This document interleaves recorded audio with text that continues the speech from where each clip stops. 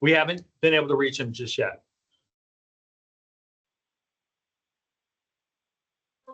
Hello? Yes, Did you we hear my haven't been able to reach question? him. Okay, thank you. All right, well, let's get started. Welcome, everyone, to the Metropolitan Water District Representatives Caucus and Special Meeting of the Board of Directors for West Basin Municipal Water District. We do not have a quorum, but we will proceed. It's September 3rd. It is now 12:35. And I call this meeting to order. Mr. General Manager, can you please call the roll? Yes, Madam President.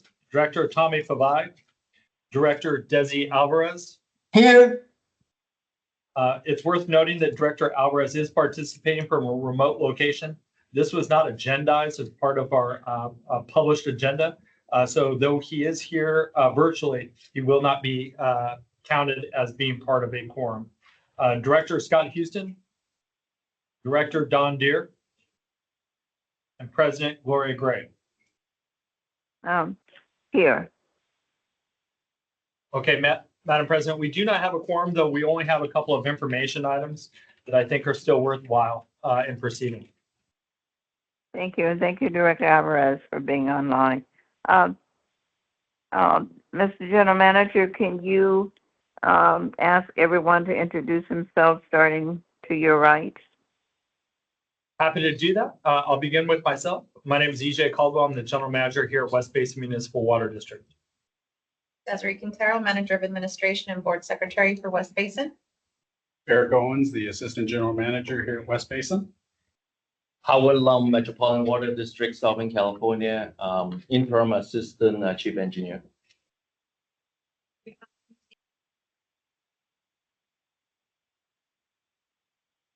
Darrell Ramos Young, Communications Manager, West Basin. Augustine Hahn, Water Policy and Resource Analyst, West Basin. Chloe Brown, Intern, West Basin. Jamie Burkhardt, Water Quality Compliance Analyst, West Basin. Matt Bay, Manager, Water Policy and Resources, West Basin. Anatol Faligan, General Manager, Long Beach Utilities. Deputy Board Secretary, West Basin. And Madam President, that concludes everybody that's here in person. Right. Well, thank you again for everyone being there. Is there anyone from the public who wishes to speak? Madam President, we've not received any requests for public comment, though this meeting is being held both in person and virtually. If there's any member of the public that would like to speak under public comment, please indicate so by raising your virtual hand.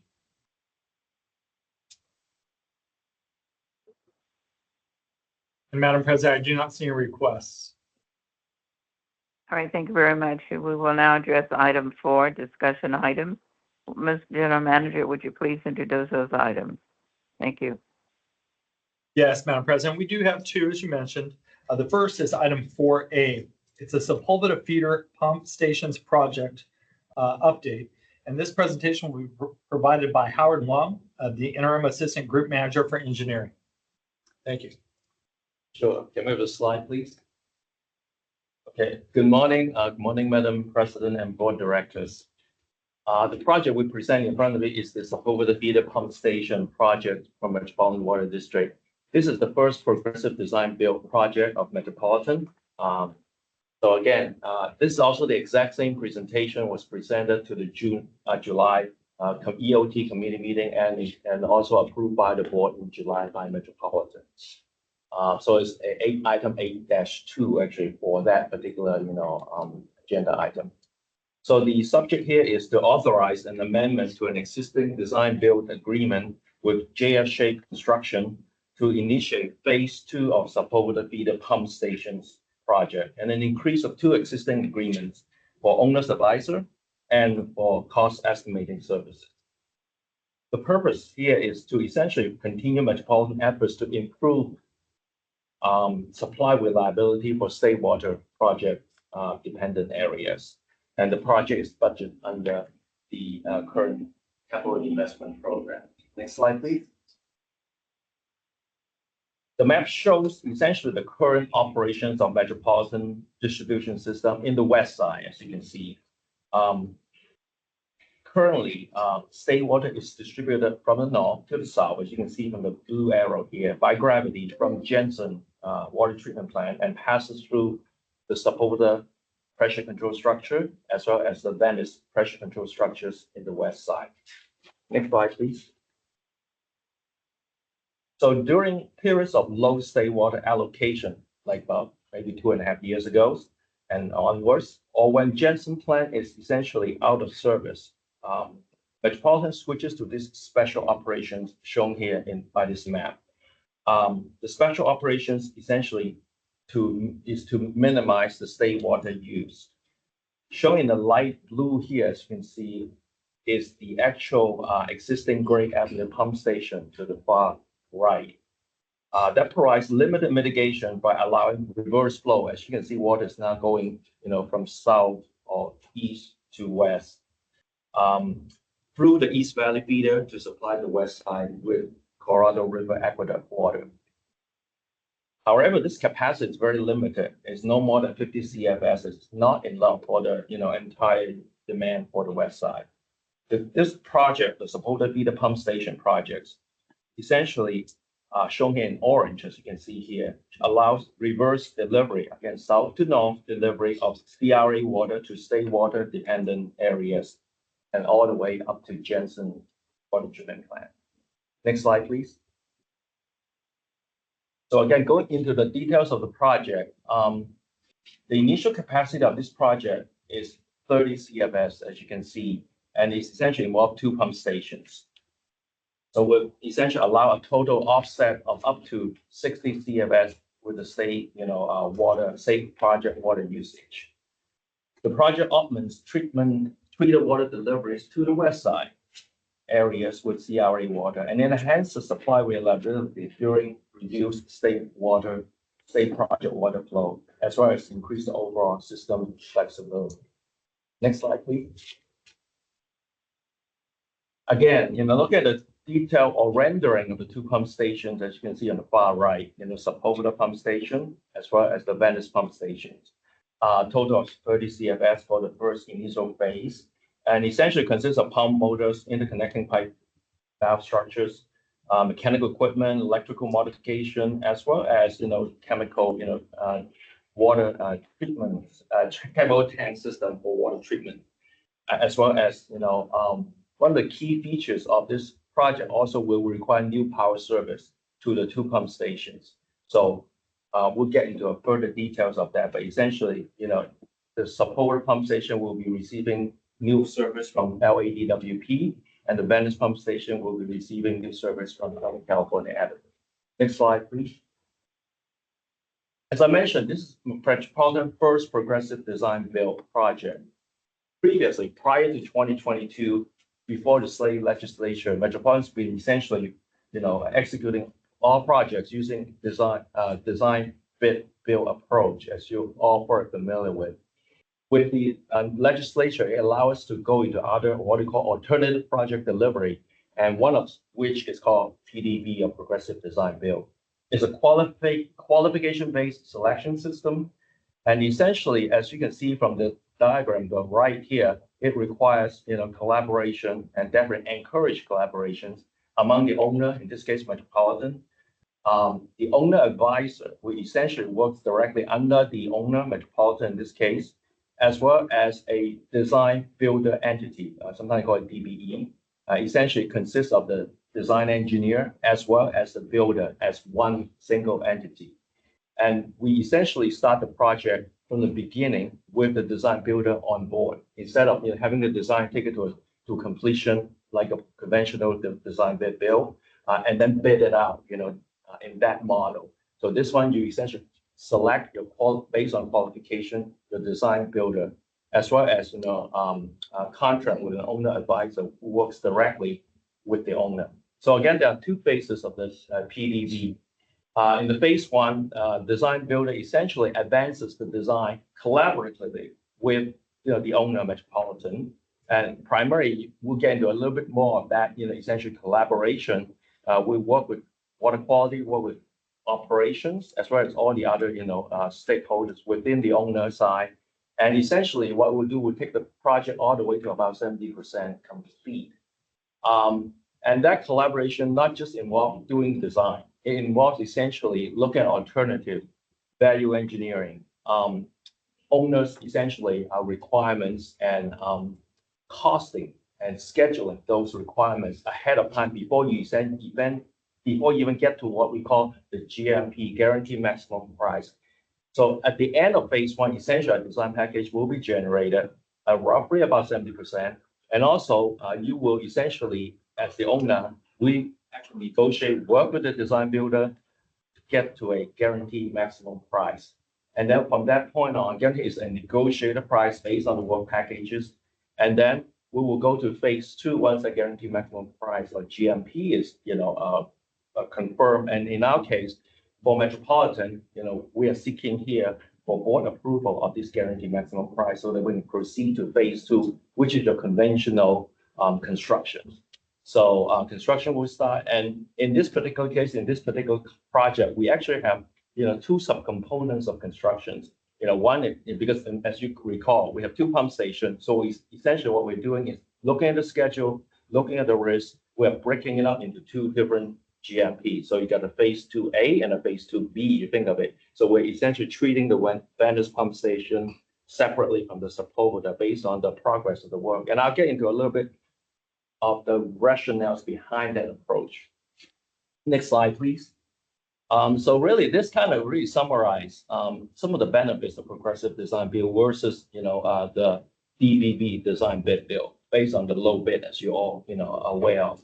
So instead of going through all those bullet items, the key, I guess, advantages talking after going through the lessons learned and talking to the owners, representatives, and stakeholders is really this input, all early operations input, early constructability input, early cost and schedule, essentially evaluation. So instead of doing a design all the way, take it to the 100% completion, let the bidders essentially bid on that based on the lowest price, like in a DBB, scenario, design bid build scenario.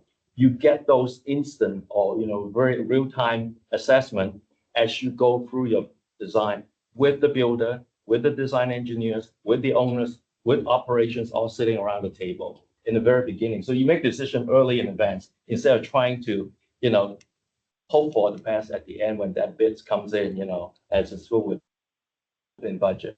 And also it allows us, because of the, special operations requirements and other, basically, the historical data that we have, we operate our system in a particular fashion. We want to make sure we can essentially make our new system compatible with all existing operations requirements. So that also allows us to procure or purchase equipment ahead of time before you even finish your design. And what it does is really essentially, in this case, it actually helps us because 2025 has been a year of really a challenge for cost estimating on equipment because of tariffs, with all these other things. So we essentially did our equipment procurement last year, 2024. And that's really that all the equipment is actually being procured and locked in, And the only thing is uncertain at this point is really the tariff, but as this equipment start coming in, to the actual construction phase of the project. And another thing I want just to maybe bring it to your attention is really at the bottom, we call it GMP open book transparency. And that is also a unique, approach in the progressive design build. You get to see the books of the contractor. And that is a negotiated item. It's not automatic. But what it allows us, and we, in this case, Metropolitan, negotiate with the contractor, with the DBE, say, we want to see your books. I mean, every month they pay their subcontractor, every month they pay, for, all these expenses. We, as owner, we get to see it, we get to audit it, and we essentially, allow us to, provide that reality check instead of like a design bid where you get essentially based on advancement of works and you pay based on progress, how much you've done, and you just essentially pay accordingly. The open book allows audit, allows essentially more questioning in a way, and also allow owners to have better control when it comes to the cost assessment of some of these elements. So those are some of the key benefits. Next slide, please. So again, this is just a quick summary on the first phase. Remember what we did is essentially we break the GMP up into two parts. The first part is what we essentially awarded in July, the Venice site construction, building the pump station as rendered here, in the diagram on the far right. And essentially, and also allow us essentially to talk to SCE early in advance, actually more than a year and a half in advance, dealing with the power. And now we're in actually good shape because of the equipment we already procure. We know what the demands are. So essentially, all of that is all coordinated. So this is the action for today is essentially the phase 2 work or the construction work of Venice pump station. Next slide, please. And again, so you will ask, what's about the other pump station? The other pump station is the Sepulveda pump station, which is right next to or north of the Getty Center, as you probably are aware of. That site is a little bit more complicated. That site, we had an ongoing project more than 10 years ago, looking at this site, not just related to the pump station project that we're talking about here, but just the slope stability and the overall, seismic risk of that site. And we recognize that that's essentially some regions of liquefiable soil in this case. So it's been folded into this pump station project. So what you see here is essentially we have the early work package to demolish an old 11.5 million gallons tank, as you can kind of see in the background on the far left. And we're going to replace it with new water tank, which is smaller in size. We do not need that big of a tank to begin with for our pump station operation. And we'll be essentially constructing a new pump station you see in the far right, as well as extensive slope stabilization work to go to the liquefiable regions, on the site. As you can see, the analysis is still being ongoing, and as shown in the bottom right, with the flat model, those of you who essentially into the seismic analysis part of it, you understand that that is an extensive jet grout mitigation approach that we want to make sure we mitigate all the liquefiable layers in this region. That will essentially not just prepare the site for the new pump station, but it also will protect the existing pressure control structure, because during normal operations, as I said earlier, water goes from north to south, so that existing pressure control structure is still needed. But when it's reverse flow, then the pump station is needed, to make the water go together. So essentially, that slope stabilization work is being worked on, and because of the integration of the actual stabilization for seismic, strengthening of the slope, as well as the new pump station, we decided to break it up into 2 work packages. First one, Venice pump station. Second, Sepulveda. And Sepulveda will be awarded at a later date. Next slide, please. So there are several alternatives considered. In the general sense of guarantee maximum price or progressive design build, usually they wait till all the packages are ready, and then they will essentially come up with one single GMP or guarantee maximum price. In this case, as you see, the risk levels, the complexity of the 2 pump stations is very different. So essentially what we have chosen as a selected alternative is go with the multiple GMP approach. What this approach essentially allows us to essentially negotiate and isolate and quantify the risk for each site, so you get the best pricing, best schedule, and the best collaboration for each site individually, and also allow us to essentially negotiate better pricing for the remaining work as you go forward, because of that, support the work that is still ongoing. Next slide, please. So again, some details about the contracts. JFJ Construction is essentially the lead of the design builder team, the DBE.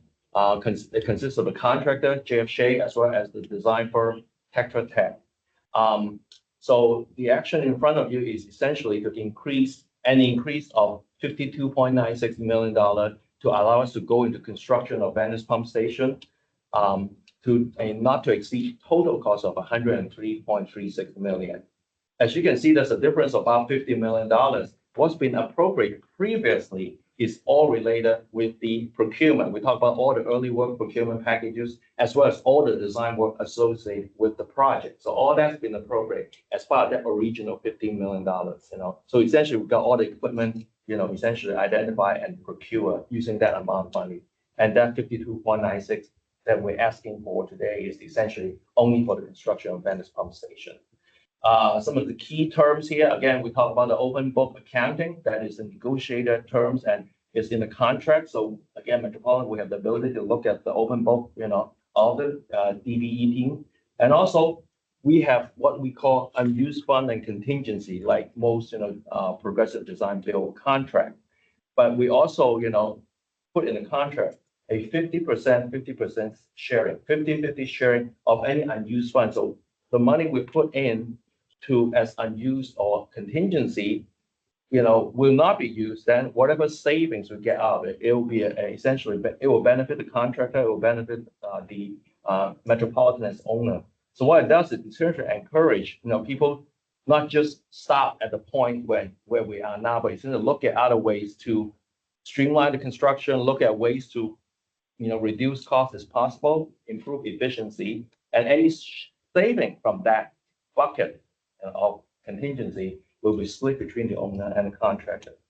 And then the small business and participation is 8% for this project, and it's also covered under a Metropolitan project labor agreement. Next slide, please. And I mentioned about the owner's advisor. So the owner advisors for this project essentially is a continuation of their efforts to support us during construction. Is Cororo engineers, and essentially they will implement all the partnering sessions. But more importantly, as an independent check, look at the contractor invoice, look at the payment, as well as any cost estimate work that need to be evaluated when submitted by the DBE. And the contract amount is a not to exceed of $3.3 million, which means about $810,000 increase to the existing agreement. Next slide, please.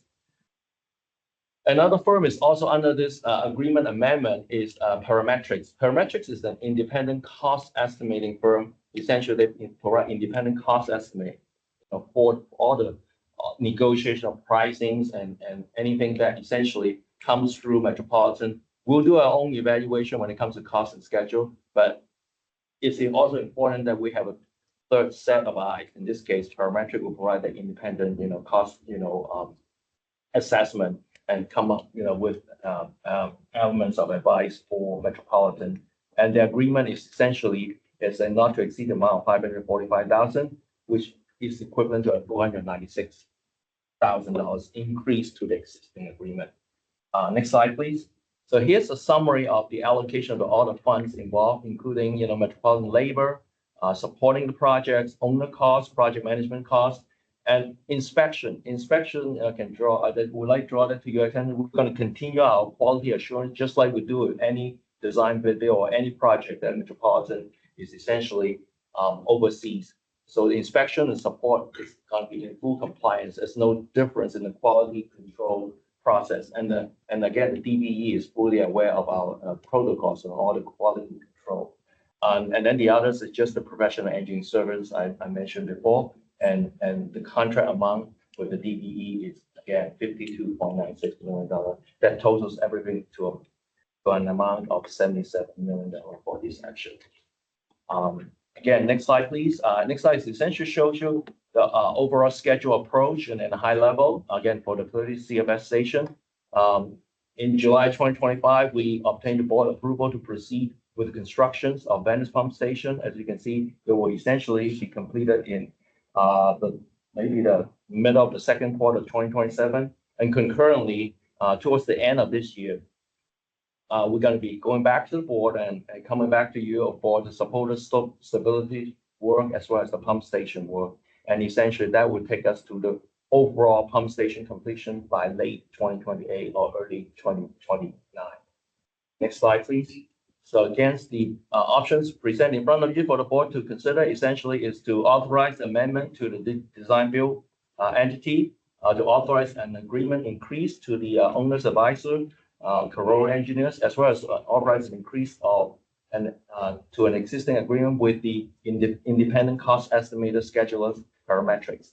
Option 2 is do not authorize phase 2 of this project, and they will forego the opportunity to increase Metropolitan distribution flexibility as well as to reduce forego that opportunity to reduce water supply risk associated with future droughts. And the staff next slide, and the staff recommendations option 1. And this concludes my presentation. I'll be happy to answer any questions you may have. Thank you. Questions? All right, thank you. Yes, Thank you. Are there any questions? Please just speak out. Are there any questions in the room? Yes, Anatole. Yes. So Howard, on progressive design build and given the complexity of construction, I was just curious in the traditional sense, Mhm. right? You're always, as the owner, trying to assess how exposed are you going to be to change orders as that happens, right? And so I was struck in this case, everything is being done in progressive design build to try to control that situation, which is a more typical situation of, design, bid, award and build. Can you shed a little more light on how exactly do you control this almost instinctive behavior of change orders Yeah, in right. progressive design build? Yeah, thank you for the question, Anatole. I think one key thing what we look at is I kind of touch base on the 50-50 split, on the sharing and all that. And really we went through an extensive risk assessment, of all that, work that associated with each pump stations. And we essentially look at that, there are additional buckets in the progressive design build work. It's we call it contingency. Contingencies is essentially things may change, for example, site conditions. For example, some design packages that the owner will ask for, to change, that, maybe operations would like something new because they found some piping material may be better or a titanium tank or something. So those are the contingency bucket. And that's essentially is as directed. The only time we essentially allow that to be used, again, there's a bucket based on that potential changes. We come with a dollar amount associated with that. Now, we didn't execute those changes. That's why the split of the cost saving comes into play. And the other part we call allowance. Allowance is like, I think one example of that is like Southern California Edison. Okay, they're going to ask for cost. They're going to have all this impact, potentially. And we have a good idea what it is. We've been working with them. The other one is, for example, DWP. They may have less, I would say flexibility when working with us. Sometimes they may have more, maybe potential regulation change. So we essentially cost those risks. And we put that in another bucket. Those buckets, the allowance, the difference is that it's an owner's control bucket. We pay as we see fit. So those essentially comes from our owners, directed, cost. So those are the things that you have to control because if there is a change to, say the permit cost increase, for SE or LADWP, the contractor should not be responsible for that. They should not eat it. It's just think about it, So that's what we make it very clear and transparent upfront when we negotiate a guarantee maximum. Their work is their work. They assume that risk. They know what the site condition up to the point with contingency as the variability. And then we quantify based on risk and probability. And then on top of that, we have the allowance that owners have full control of. If we do want to direct some changes, we can, and then we want to maybe improve a certain type of, operations, system or some type of, a lot of times we're looking at like tanks and for other purpose. So we direct a change, then we should be responsible and pay for that. And we pay for out of that bucket, the allowance. So all of these essentially is done upfront and talked about. And sometimes, we talk down to the point that, we work with operations and other stakeholders and say, do we really need to make that change? Is that really needed? And we essentially go back to the point that the DBE team may propose a certain, a design concept, and we may not be comfortable if we haven't done it. So we have a case like that in some of the tubing and piping. So we actually have our operations staff go out and look at some other agencies, and they use that newer system. And at the end of it, they learn from, that's something maybe we should try. So we come to agreement before we even, bid it out. If it's a bidding environment, you don't get the opportunity, right? We have to recognize the savings right there. Okay, maybe we'll go with a different system because now operations, before they were not comfortable, now they are. So that decision is done ahead of time instead of like afterwards. Anything done afterwards, it just you have cost and schedule impact, to the entire construction sequence and schedule. So in that sense, it sounds like even the contingency is a negotiated. Right. Oh It's yeah. not a standard, No. design level 30% contingent. Right. You negotiate the contingency. Absolutely. And that's the key here is what's allowance, what's contingency, because they're different scenario. Allowance, the owner has full control. So if you do want put some extra on it because you may direct them to do it, put in your allowance so you can choose to do it or not do it. Got it. Right. And that's again, everything's open book. They can't just say, it's gonna cost you like an astronomical number. So those are all the things as you go through, it means more work in the beginning, planning and design, get to the GMP. But maybe the more quantified that contract is, then the more likely, you'll hit the schedule, you'll hit the cost, benchmarks that you want to shoot for. Sure, you're welcome. There any other questions in the room? Yes, Howard, I'm a little confused on the numbers in that. On Sure. Page, you want to go back? to- slide 15, Slide 15, you want to Slide put that 15. on, yeah. you're showing Mhm. $77 million is the total budget. Correct. I think you show that elsewhere, but the award Yeah, is for a not to exceed of $100 million to Shea. right.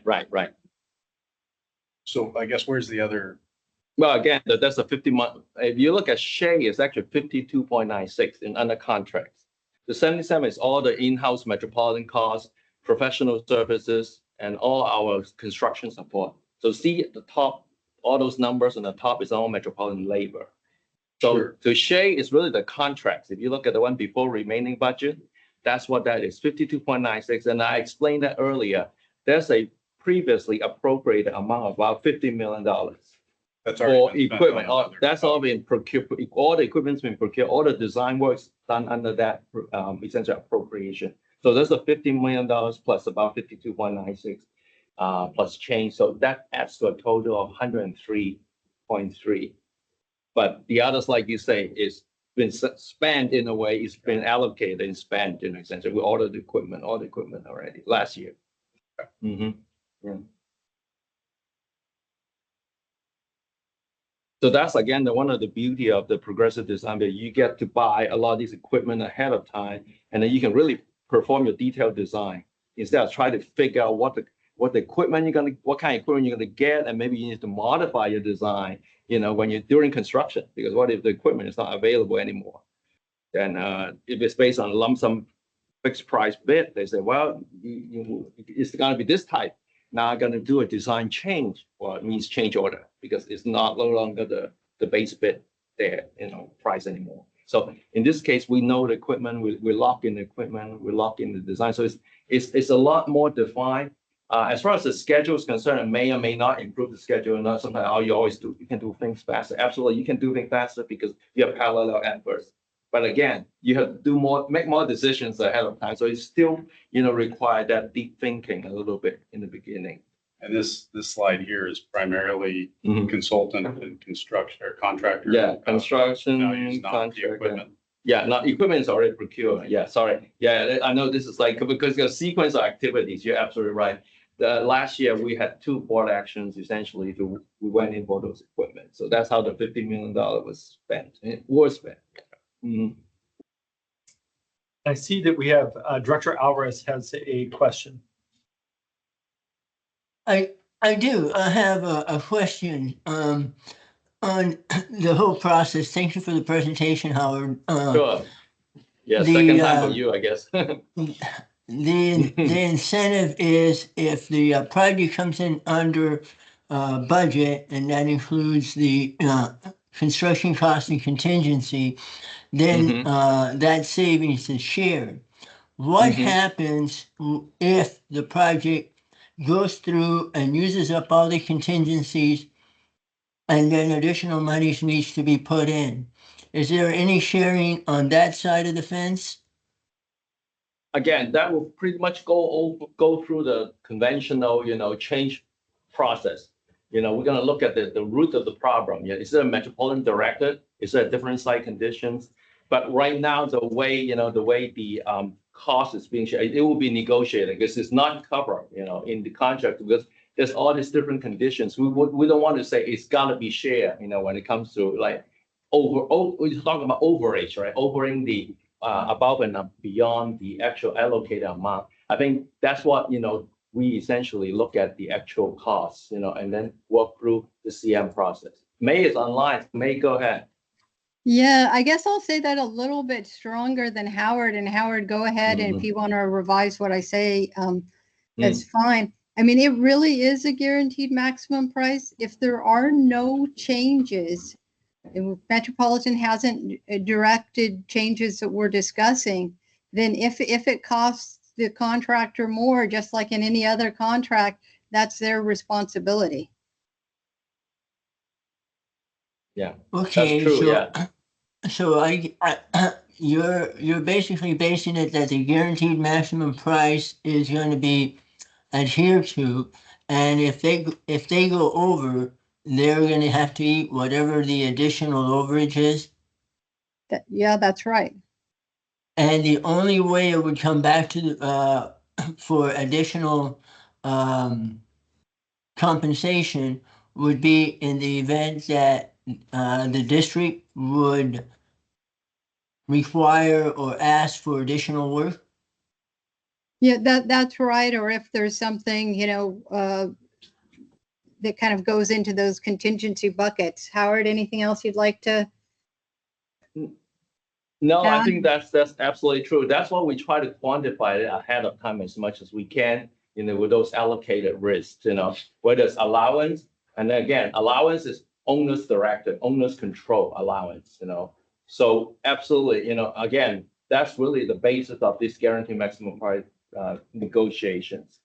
And with the extensive work we've done, and we're pretty confident that it's not going to be like some, surprises. And also what you see here in the way we stage the GMP2 is because all the slope stability work, are, essentially still ongoing. We don't want to just go and lock in a price if we don't have that level of confidence, to essentially lock it in. So that's why you have the GMP1 for Venice and GMP2 is upcoming for, Sepulveda, because there's more work being, done at this point. Okay, thank you. No, thank you. Madam Are there President, any I do not more see, questions? I don't see a request for any additional questions. Okay, then, thank you. Can you go to the next item then? Yes, Madam President. Item 4B is a salt and nutrient management plan update. And for this presentation, we do have Brian Partington, Manager of Hydrology of the Water Replenishment District. Brian, thanks for joining us. Thank you. Good afternoon, Chair, members of the board. So this is just going to be a brief update on the salt nutrient management plan that we're embarking on in the next year. Next slide. So just a brief background, the recycled water policy requires that you have a salt nutrient management plan. So in 2015, we finalized a plan for this basin. WRD was selected to lead this effort as we manage the groundwater for the basin, but then we also got stakeholder input and then also feedback and direction from the LA Regional Water Quality Control Board. It was eventually incorporated into the basin plan for the Los Angeles region by resolution in February of 2015. And then after that, the State Water Resources Control Board adopted it in the basin plan through resolution in July of 2015. Now, in the plan, there is a part that talks about when it's going to be reviewed and update. And at that time, it was at a 10-year period because we ran simulations from 2015 out to 2025. And so now it's time for an update. Next slide. So the study area for the salt nutrient management plan covers the two adjudicated basins, the West Coast Basin and the Central Basin. And as many of you are aware, we use quite a bit of water, our groundwater in the area. It's about 50% of our overall supply. So it's really important that we have a salt nutrient management plan in place so that we're not degrading the water within the basins. Next slide. So there are a number of elements that go into a salt nutrient management plan. These are just some of them. We had a groundwater basin, hydrogeology and water quality section, the recycled water, as well as stormwater use, recharge goals, and objectives. We also estimated what the current loading of the salts and the nutrients were in the basin, and then any kind of future loading based on certain projects that were going to be implemented or projects that were ongoing at the time. We have a pretty extensive water quality section that looks at all of the past water quality parameters in the basin. And then we also had to establish a groundwater monitoring program, which over the last 20 years, the WRD and the USGS have installed a lot of deep nested wells throughout the basin, so we had a pretty good handle on that.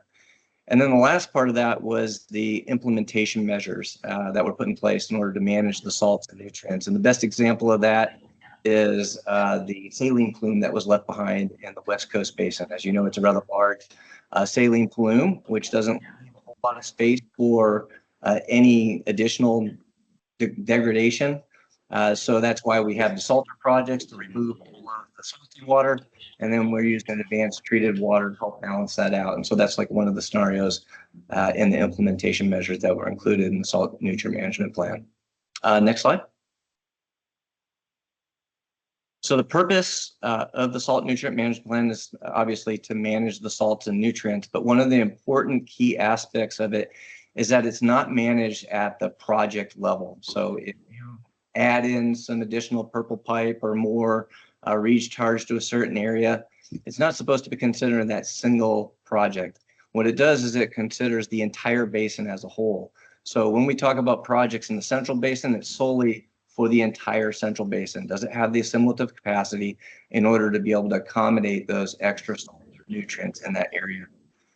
There were a number of constituents that were reviewed and they were approved by the regional board, and they're listed here: chloride, total dissolved solids, nitrate is nitrogen, and they were determined to be the most applicable to our basin. So it really kind of sets those bookends of the types of constituents that we need to look at. Next slide. So the latter part of last year, we did receive the letter from the LA Regional Water Quality Control Board, and they're essentially asking for a data assessment for the salt nutrient management plan. And this is in line with recycled policy. So there's a number of things that we have to look at. We have to look at trends of water quality over the last several years, of which we already produced that in our regional groundwater monitoring report. We have to go look at the groundwater monitoring network to make sure that it still serves its purpose, which I believe it does.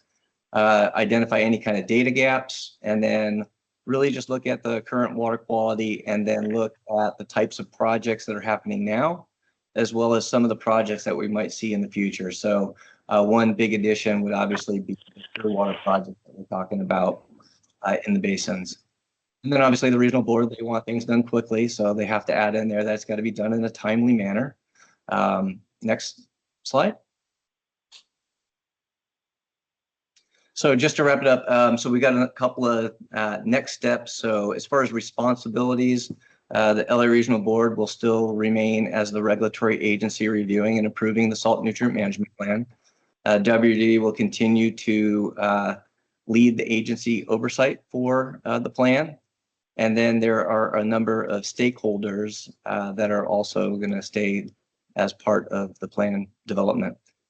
The preliminary timeline, so we started last fiscal year meeting with the various stakeholders and agency representatives. So we have an agency representative that's been selected to participate in the project. So that's good. We know who we're going to be talking to over there.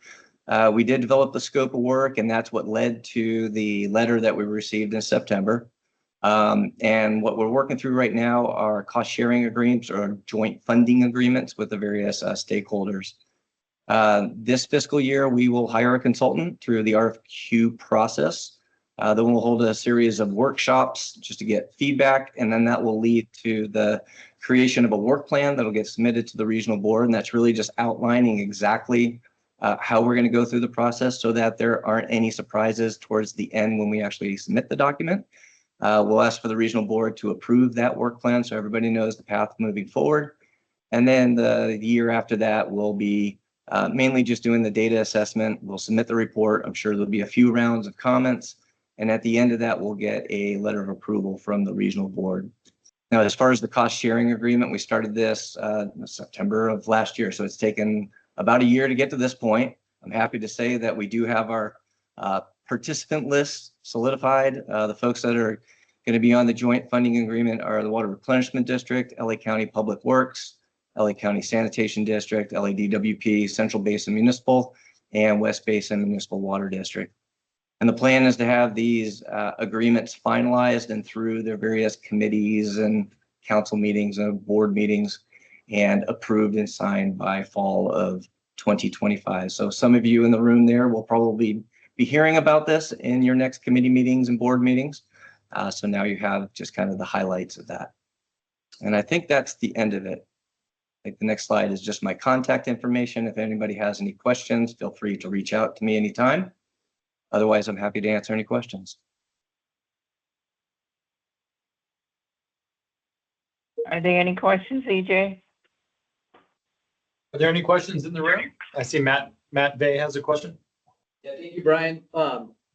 What's the total cost of the plan expected this year? We're thinking it's somewhere in the 700-ish thousand range. We have one party that's providing just a flat contribution, and then the remainder of it is just an equal split. I think the original salt nutrient management plan 10 years ago was somewhere north of $1 million. My hope is that we will be able to kind of narrow the scope in the work plan. We have the spreadsheets from the last one, and it's really just plugging in new numbers, any new water quality information, and then just running the mass balance. So hopefully that cost will come down considerably. So I'm just kind of providing that upper level amount so that at least we have budgets so that they can go through committees and boards, but I don't anticipate that we'll have to spend as much as we did the last time. And then I think there was something from Uzi. Let's see. Could you please talk about the anti-deg analysis element of this effort and patch some of the recent projects? Okay, yeah, so Uzi's question has to do with the anti-degradation policy that the state has. And anytime you use recycled water, add new project, the salt nutrient management plan is supposed to have already accounted for that. And that was one of the key points that I made in the presentation, is that the salt nutrient management plan, as well as the anti-degradation analysis, should be evaluated at a basin scale, right? So if we take like the Central Basin, there is a lot of assimilative capacity, so that if you added, one or two more recycled water projects and you had maybe some little bit more higher TDS in that area, would it have any detrimental effect to the Central Basin? Well, no, because you have such a large assimilative capacity.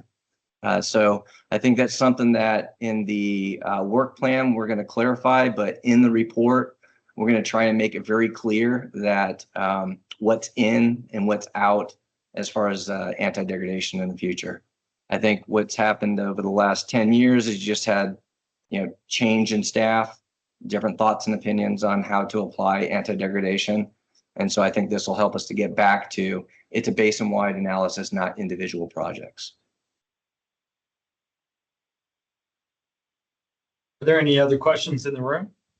Yes, Jamie. I have a question. Nope. Sure. Director Alvarez, go ahead. Brian, so this is an update to the plan, because you did a plan 10 or whatever years ago. And is this going to be something that's going to be done every 10 to 15 years, that there's going to be an update? Yeah, so the way that the regional board interprets it now is there would be an update about every 5 years. But I don't think that's actually necessary. I think what they can use is our regional groundwater monitoring report that we publish every year in March. And essentially we've got a section 5, already talks about the salt nutrient management plan. And as long as we're collecting data and we have the same constituents, and I'm able to trend those graphs or those constituents, and if there's no significant change, well, then there's no change in the analysis, right? So if TDS isn't increasing, there's really no reason for us to go back and do a big exhaustive effort. They should be able to just look at it every year and feel comfortable that the basin water quality is in good shape, right? I just have an issue then with the idea that we're required to do a salt management plan. And if you did the plan, you're done with the plan. And really what they're asking for is a assessment of your plant performance. And they're going to come back, and that's kind of an indefinite ask that they could have out there. and it's a lot of money to do these additional assessments. Just a comment. Yeah. The second thing is you mentioned that recycled water is a source of salts, and to the degree that there's the recycled water that was used for spreading water for replenishment had high salt content, that would be true. But for water that's being used like at the barriers, that's pretty low salt. And as we do go to advanced treatment, that's going to be a diminishing source of salts. So what other primary source of salts are we being held responsible for? You said it exactly right. What I anticipate comes out of this plan is that things are either stable or they're going to get better in the future. The future is going to be advanced treated water. We've used advanced treated water at our ARC facility up in the spreading grounds. And so now we're getting higher quality water going into the spreading grounds, for example, whereas we didn't have that water quality in the past. With the barriers, they're 100% permitted for advanced treated water. So as we start to use more advanced treated water in the West Coast Basin, for example, things will get better for the assimilative capacity because we're expanding Goldsworthy. We'll pull more salts out, so the bad stuff's coming out. And then we'll put more advanced treated water into the barriers, more good stuff's going in. And so that helps to make things better for the West Coast Basin. So you're spot on, right? And you're doing the same in the Central Basin because you're putting advanced water treatment water from the ARC plant. So For sure. that's diluting the salt that's coming from the tertiary treated water. Exactly. And then there's also the future will probably have a lot of more inland injection wells. So as the pure water projects come on, there's certain areas of the basin that are just really difficult to get water into because it's under confined conditions. So one way to do that is get inland injection wells. So you're just putting more pure water into the ground. So I don't anticipate there's going to be any issue. I think this is more of just the state requires that you check in on these plans periodically. And what I'm suggesting to the regional board is that we don't really need to wait 5 or 10 years. You can look at it every single year when we submit our report, and you'll see that the weather is changing. So therefore, the next time it's really just a letter. Hey, nothing's changed. We've got no big new projects on the horizon. We're not adding additional salts to the basin. And oh, by the way, here's 17 graphs to show you. Okay, then on this plan, will you be addressing the evolution of recycled water to really emphasize the use of advanced treated water, and what projects are going to be implemented over the next 10, 15, 20 years to actually indicate you're putting water in the basin to the betterment and the reduction or the dilution of salts? Yeah, that's the spreadsheet model. So we already have the groundwater model for the flow component, and then that goes into an Excel spreadsheet model, which then takes the concentration and the flow to get the mass loading, which then we can show that the assimilative capacity is still there for the Central Basin and that it's getting better for the West Coast Basin. But will the plan address a series of projects that we'll be doing? You mentioned earlier, like some of the inland injection wells and things like that. Will you be identifying some of those projects and putting them in the plan that's now going to be written or prepared? Yeah, that's part of the stakeholder outreach. So we'll be meeting with all the different agencies and finding out what their plans are for the future. And then we'll just add that into a futures scenario. And we can run however many scenarios we need to for it to make sense for the regional board and everybody in the basin. Well, one of the biggest stakeholder there is you guys, the Water Replenishment District. A lot of those projects in terms of injection wells and so on, you'd be the lead on. Anyways, that's my comments. Thank you very much, Brian. Nice presentation. Thanks, Desi. All right, Brian, I think we have one more question. Jamie, did you still want? Okay. I think that concludes our questions, Madam President.